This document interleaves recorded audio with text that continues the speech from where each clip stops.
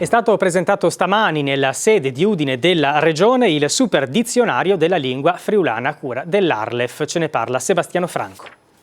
Un super dizionario perché è uno strumento per la salvaguardia della cultura friulana e perché su un'unica piattaforma online riunisce il dizionario bilingue italiano-friulano, il monolingue e quello dei cognomi. L'Agenzia regionale per la lingua friulana lo ha reso gratuito e accessibile a tutti. Si trova sul sito dell'Arlef ed è destinato a studenti, ricercatori, comuni cittadini e appassionati di una lingua che deve essere conservata e tramandata. È un supporto che è stato creato proprio per un utilizzo facile, immediato, ma questo non pregiudica una certa specificità di tutta una serie di terminologie che portano anche gli esempi di utilizzo e quindi ci fa capire che la lingua friulana può essere utilizzata tranquillamente anche in settori che alle volte non sono quelli propriamente casalinghi, ma hanno specificità, come dicevo, molto alte professionali.